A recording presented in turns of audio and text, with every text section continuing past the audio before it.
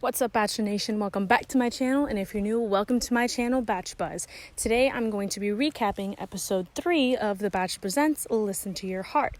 So, very first thing we see tonight is Gabe and Savannah talking about how he's going to be leaving if he doesn't get a chance to explore his connection with her. Savannah pretty much friend zones him, and Gabe leaves, essentially taking Ruby with him since neither one of them were coupled up with anybody else and therefore no longer could stay. So Savannah, after this, pretty much just has a big meltdown. She gets super emotional, and Julia takes the opportunity to talk to her and explain to her what Brandon told her at the last ceremony, which, in case you missed it, was that now that he knows that she's still there, they're going to be able to still explore their connection. So Savannah's in shambles over Gabe leaving because of her and what Julia told her, and Brandon goes to talk to her. She confronts him about what Julia told her, and Brandon pretty much just asks her, oh, are you going to stay here and give us a shot, or are you just going to go home and cry? Now, to me, this didn't appear as lighthearted and funny as it clearly did to them, but whatever. Savannah laughs it off, they go inside, and they pretty much couple up. So the next thing that we see is Chris Harrison announcing that they're going to start the performances this week and how that process will work, and everybody goes on their own to start practicing. But Julia can't even focus on her singing with Sheridan because she's literally just constantly stuck on Brandon and Savannah and whatever's going on with them. But steering a little bit away from that, we see the first couples date card of the season, and it goes to Becca and Danny. And they go to a fancy house, try on fancy clothes, and do a fancy photo shoot. So after that, we see Julia opening up to Jamie about how she feels like Savannah's fake, and she's going to confront her because she feels like Brandon and Savannah's PDA is all just for show, and that that's not what the show and this whole journey is about. So she does exactly that. She confronts Savannah and talks about how she thinks that she's being fake, but Savannah pops off, defends herself, and basically asks Julia who the hell she thinks that she is, and Julia's response to that is saying that she has no feelings for Brandon, so there's no way that she's just doing this because she's jealous, and that she's doing it in wholeheartedness because of the journey, and how she feels like that should be genuine, which is ironic because we saw in an earlier interview that Julia literally said and she doesn't understand how she can just turn off her feelings for Brandon, considering that they still live together and that she feels like they had a strong connection. So, interesting. But going away from the drama a little bit, we see Ryan and Natasha get a date card, and they go to House of Blues, watch a Chris Lane concert, sing on stage with him, and gush a lot about each other and their connection.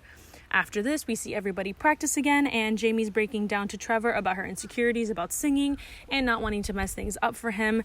And this pretty much leads us into the first performances of the entire season. We see Kesha, Jason Mraz, and JoJo and Jordan are the judges for today's performances. And the first couple that we see is Rudy and Matt. The judges pretty much tell them that they love their song, but that they can still tell that they're getting to know each other, so they're not sure about their connection.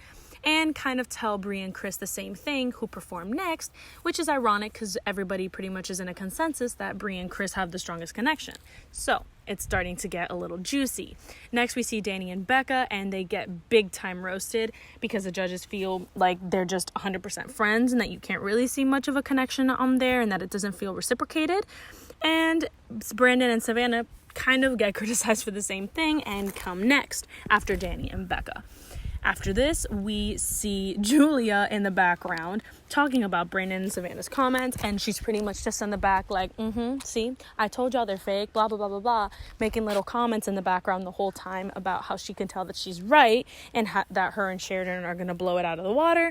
And somehow that's exactly what happens. Sheridan and Julia sing next, and they get praised by the judges for their genuineness and their obvious affection for each other, and it's honestly just crazy to me that that's what happened, because even Julia says that she finds it ironic that they're the ones that got those comments, but supposedly she's been saying it the whole time. So interesting, but whatever, it is what it is. Next, we see Ryan and Natasha, and let me tell y'all, Natasha didn't sing, she sang, and the judges recognize that, but also said that it could lead to their downfall since they kind of feel like Natasha has the power to overpower Ryan, and that it could affect their connection not only in their relationship but also when they're singing on stage together.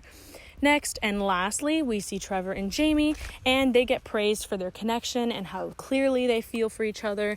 And Jamie especially gets praised for being so brave enough to share the fact that she's always had some problems being confident and secure with herself and her singing on stage. And they just get a big round of applause from everybody pretty much. So after this, we get Chris Harrison taking everybody back to the mansion, and he explains that from now on, the judges' decisions are going to be translated into rose ceremonies, where he says every week which couples will move on, and each person in the couple still has to say, will you accept this rose, and so on and so forth, always leaving at least one couple out to start with. So after this, the very first couple that we see get a rose are Jamie and Trevor. Then we see Natasha and Ryan get a rose. After that, we see Rudy and Matt move on. Then Bree and Chris get another shot. Then we see Julia and Sheridan get a big fat rose. And lastly, but definitely not least, especially with all the drama going on, we see Savannah and Brandon get the final roses of the night. Much to Julia's dismay, but honestly to all my laughter, because I thought it was freaking hilarious that she was so triggered and so sure that they were going home, yet boom, instead of it being Savannah and Brandon going home, we're actually saying goodbye to Becca and Danny, which did make me kind of sad because I did feel like they had the opportunity to build a connection, but apparently the judges didn't really feel like that was true and sent them packing. So with that being said, that pretty much wraps up episode 3 of The Bachelor Presents Listen to Your Heart. So thank you so much for watching. Please don't forget to like, comment, subscribe, and turn on your post notifications so that you don't miss any future videos. And trust me, there's going to be a ton of Bachelor content coming soon. So please remember to do so. Thank you again for watching, and that's it for this video. Please remember to always keep the buzz about The Bachelor going, and I'll see you next time on my channel, Batch Buzz. Thanks, everyone. Bye-bye.